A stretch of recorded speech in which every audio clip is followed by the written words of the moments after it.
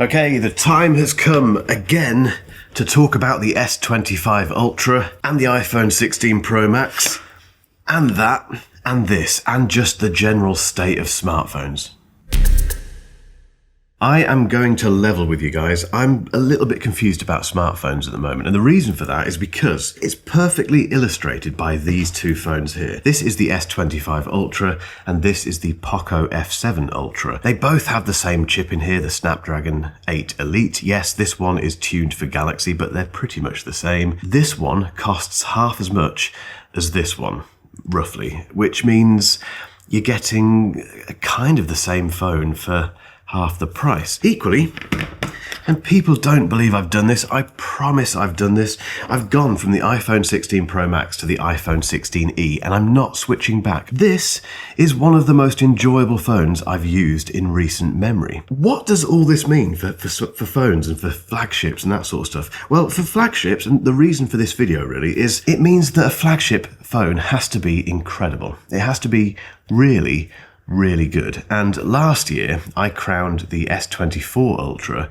the best smartphone ever. I haven't quite said that about the S25 Ultra yet this year, but I've been using it extensively. It has been my second phone for most of this year so far, which I know is not very long, but it's a good kind of 3 months. I've got lots of thoughts. So basically, if you're thinking about buying this, it really needs to be good, because the competition is just overwhelming, and I think people are getting a bit bored of expensive smartphones. A lot of people are switching to the iPhone 16e, and they're looking at things like the Poco series because they're just very affordable and they seem to give you pretty much everything you need from a smartphone. So in this video, let's revisit the S25 Ultra and just Ultra and see if it deserves the crown of best flagship ever.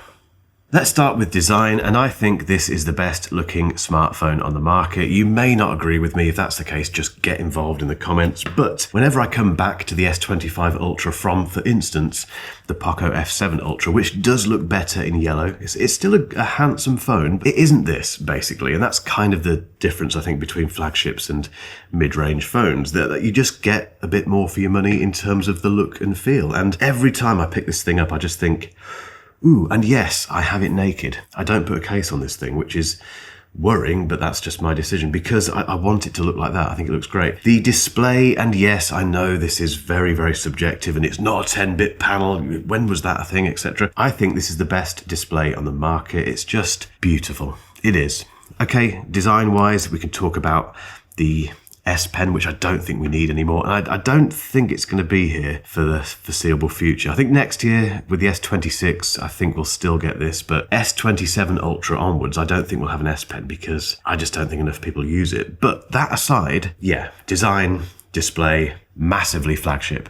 Camera system. Now, I have increasingly fewer requirements as a 44-year-old dad when it comes to my smartphone camera because all I take photos of basically is my son and selfies of us as a family. And for that reason, it just needs to be fast and reliable and look pretty decent when I've taken the photos. It's as simple as that. Now, the S25 Ultra has an amazing camera system, but you might be wondering what separates a phone like this from a phone like this. Well, it's quite simple. There's two things actually. The first thing is zoom range. So the 10x on this is probably the most usable 10x I've ever come across on a smartphone. The only other phone that comes close is the X200 Pro from Vivo, but that's very difficult to get hold of in certain parts of the world. For a phone that you can buy pretty much anywhere, if you want a brilliant 10x zoom, which isn't digital, no, it is digital, it's not optical, the S25 Ultra absolutely smashes it. Now, I can prove this because I took this to what I think is one of the most challenging shooting conditions ever this weekend. It was a Monster Trucks event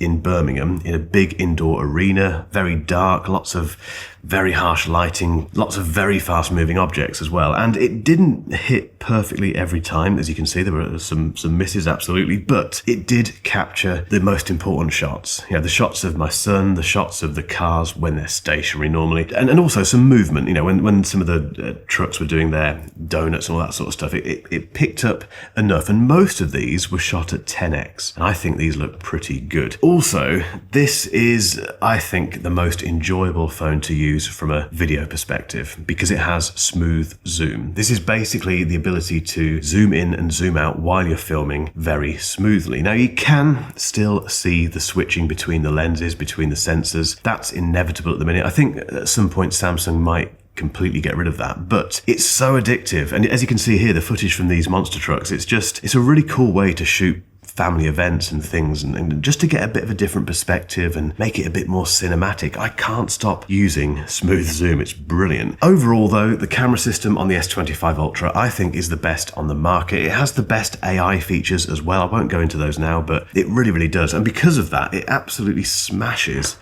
Apple into a cocked hat, both on the iPhone 16 Pro Max and obviously the iPhone 16e. The iPhone 16e camera is very average. This does have some competition with the likes of Poco and some other Xiaomi phones and Huawei and a few others. But if I had to take a phone to another Monster Trucks event, I'd take this. And if you're a dad or a mum, you'll know exactly what I'm saying.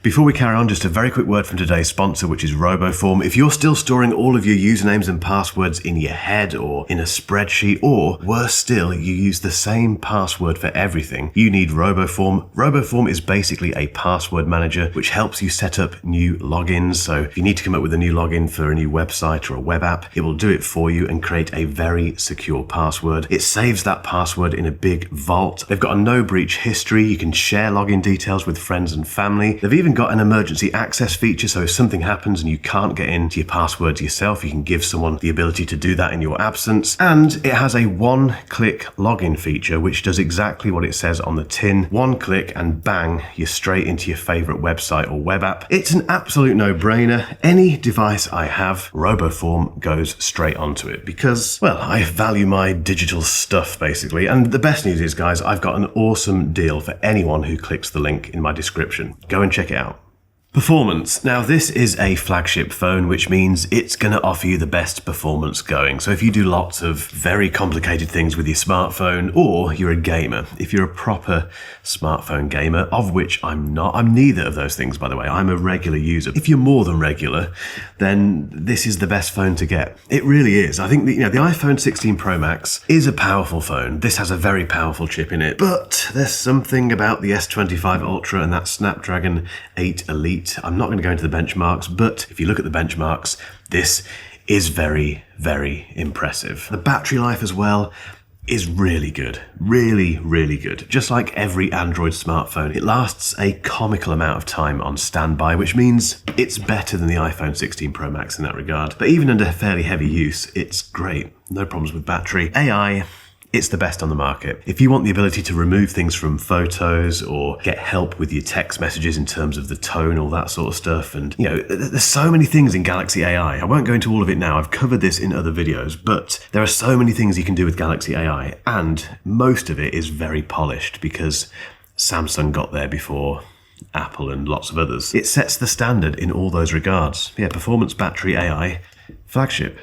A couple of weeks ago, I asked you guys to send me questions about the S25 Ultra, and you duly obliged. I've not read any of these, by the way, so my answers are going to be completely off the cuff. The first one is, I would like to know why it's a superior phone in every way imaginable, yet I keep going back to my iPhone. Only you can answer that, but my hunch is it's the same reason that I keep going back to the iPhone myself, and it's the Mac. I bet you've got a Mac, and if you have a Mac, the iPhone makes sense. That's how they get you. It doesn't mean that the Samsung ecosystem is worse, because it isn't. It's what you like, and if you like it, if you're into the Mac, you get an iPhone. Has it taken over as your primary phone, or is the iPhone still the primary daily? Yes, as I've mentioned in this video, the iPhone 16e is my main phone. I do have two SIM cards. So I have my main SIM card and I have my secondary SIM card. My secondary SIM card goes into the phone that I'm reviewing at the time. This one, the main SIM card, I've had for years. And yes, it's still in an iPhone, but this is my second phone all the time unless I'm reviewing something else. And when I've finished reviewing something else, like the Poco for instance, I always go back to this. I'm weird, I'm a reviewer.